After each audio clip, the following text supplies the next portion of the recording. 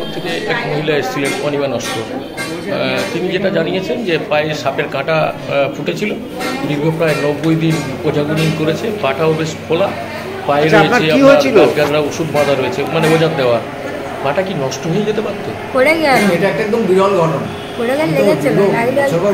এই ধরনের কাজ করে থাকি, এই সাপে কামড়ানো নিয়ে এটা কি হয়েছিল বলুন। দেখেছি এর আগেও যেরকম সাপের হাড়ে আঘাতপ্রাপ্ত হয়ে 3 মাস ধরে প্রায় 90 দিন কোন হাসপাতালে ডাক্তার বলেছিল পায়ের নিচে কিছু একটা ফুটেছিল, সেটা নিয়ে আচ্ছা বলেছে। উনি কি বলেছেন?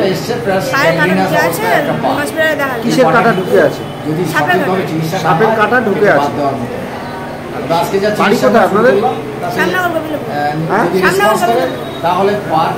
আচ্ছা, পেশেন্টের নাম অনিমা নস্কর।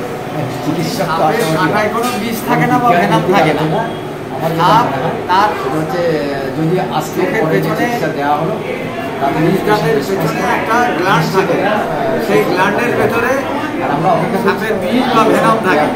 অর্থাৎ সাপের গায়ের যে হাড় বা যে কাটা আছে তার ভেতরে কখনো কোনো বিষ থাকে না। অনেকের ধারণা রাস্তাঘাটে যেতে পারে যে চিকিৎসা পরিষেবা সুস্থ হতে পারে, তাহলে এটা আশা করা যেতে পারে। তাদের বিষ আছে, না কেটে বাদ দিতে হয়, তার জন্য যা যা করণীয় সেটা আমরা একটা প্রচলিত এবং রোগীর নিঃসন্দেহে এই চিকিৎসা দেওয়া হয় কোনো বিজ্ঞান ভিত্তিক কারণে। আমি কখনো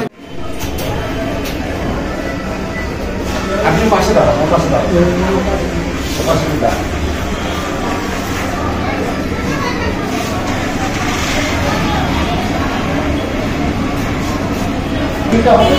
এটা কিছু করতে হবে না। আমি তো মহিলা ড্রেসিং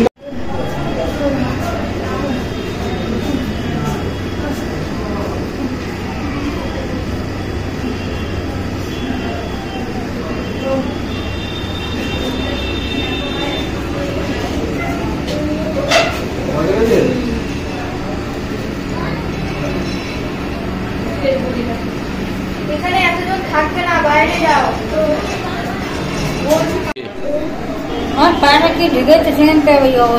সাপের কাঁটা ঢুকেছে বলে মনে হয়। তারপর কি গুনিনের কাছে গেলেন? গুনিনের কাছে কতদিন ধরে যাচ্ছেন? গুনিন কি কি ওষুধ দিল? ঝাড়িয়েছে। আর আপনার পায়ে যে শিকড় বাঁধা আছে ওটা কিসের? না, এখন আবার হাসপাতালে এলেন কেন? কি নাম আপনার?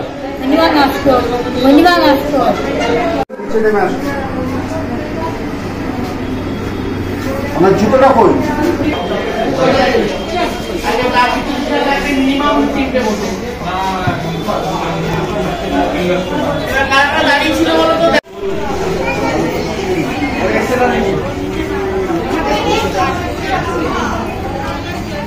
আজ দিয়ে কতদিন হলো? কমাস হলো? 3 মাস ধরে একটা রোগী এরকম ভাবে ভুগছে। সেটা একটা ভুল ধারণার উপরে নির্ভর করে যে ওনার পায়ে একটা সাপের কাঁটা ফুটেছে এবং তার জন্য পাটা নষ্ট হচ্ছে, তাই তো? এবং আপনি 2-3 জন ওঝার কাছেও গেছিলেন, অন্য অন্য চিকিৎসকদের কাছে গেছিলেন, ডাক্তারদের কাছে, তাই তো? আজকে আপনার ভুল ধারণা ভাঙলো তো। সেটা হচ্ছে সাপের কাঁটা কোনো বিষ থাকে না।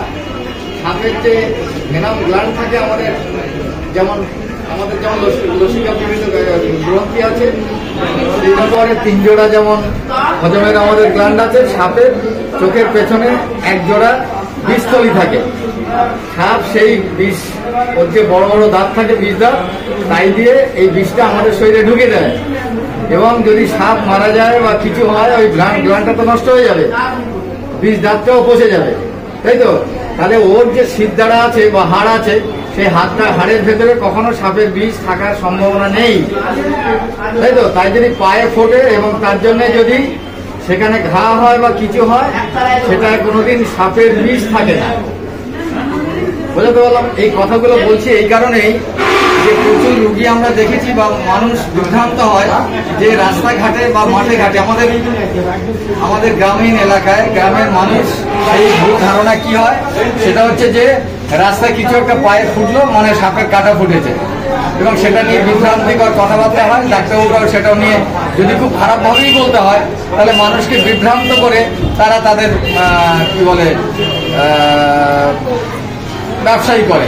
অর্থাৎ এটা আমার খুব এই যেটা 3 মাস ধরে এই পেশেন্টটাকে কিন্তু বিভ্রান্ত করা হয়েছে। এই যে মহিলা এসছে মানে যার নিয়ে এই কথা হচ্ছিল, তার পায়ে এখনো এই যাবতও আমরা দেখতে পেলাম বেশ কিছু গাছগাছড়া বাঁধা রয়েছে এবং দীর্ঘদিন কিন্তু গুণিনের কাছে গিয়েছে, সেই গুণিন সারিয়ে তুলতে পারেনি, আবার সেই মানে চিকিৎসকদের শরণাপন্ন হয়েছে। কি বলবেন?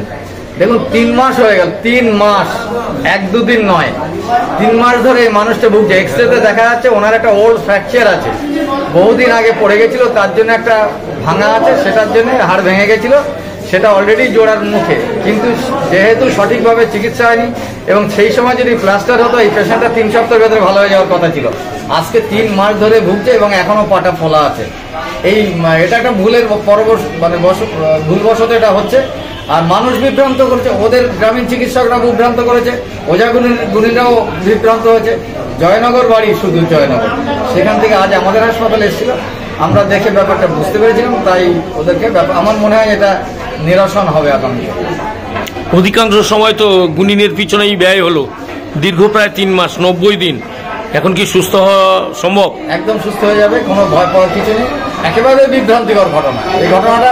আমি এই কথাগুলো এতটা বলছি এই কারণেই, যেটা হচ্ছে মানুষের ভেতরে এই মানে বার্তাটা যাক, যেটা সাপের শরীরে কোথাও কোনো বিষ থাকে না, শুধুমাত্র ভেনম গ্ল্যান্ড ছাড়া, এবং সেটা এতদিন ধরে কোনো রুগী বেঁচে থাকতেও পারবে না যদি তার শরীরে সাপ বিষ দিয়ে থাকে।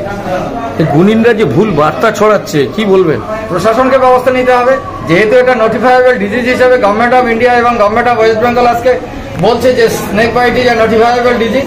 অতএব প্রশাসনকে আরও তৎপর হতে হবে। ওঝা গুণিনদেরকে দরকার হলে রিপিটেড তাদেরকে নিয়ে বসতে হবে, ক্লাস করতে হবে, তাদের বুঝিয়ে দিতে হবে তারা গ্রামের মানুষের পাশে থাকে, যে সাপে কামড়ালে কী কী ঘটনা ঘটে এবং কেন হাসপাতালে আসতে হয়। তাহলে যারা ওঝা গুণিনের কাজ করছে তাদেরকে রিপিটেড আলোচনা করা দরকার, বড় বড় সভা হওয়া দরকার। আমরা তো এত সভা করি প্রত্যেকটি গ্রামে, বিভিন্ন সভা পঞ্চায়েত স্তরে।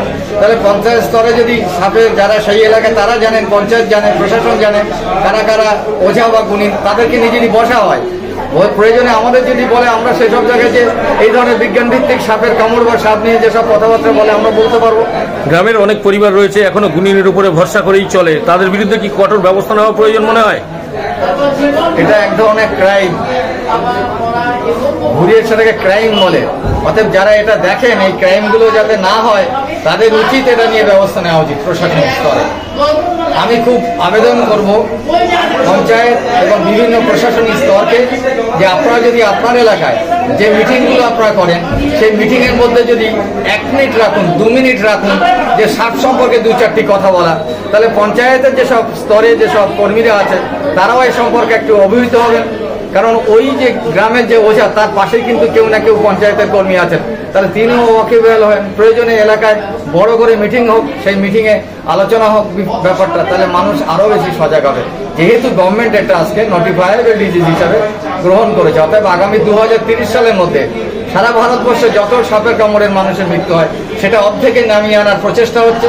2050 সালে ভারতবর্ষে যাতে একটিও মানুষ সাপে কামড়ে না মরে, সেই প্রচেষ্টা government of India, government of West Bengal আজকে নিয়েছে।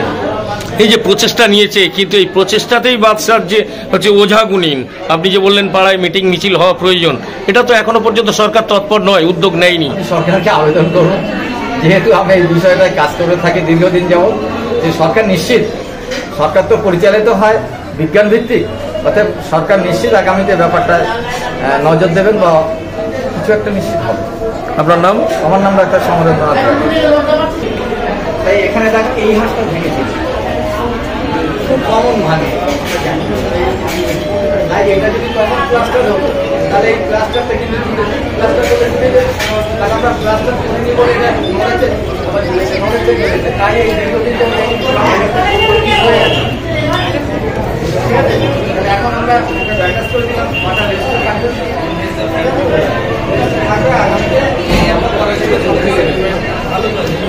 তোমাকে যদি না নিয়ে আসতে পারো তুমি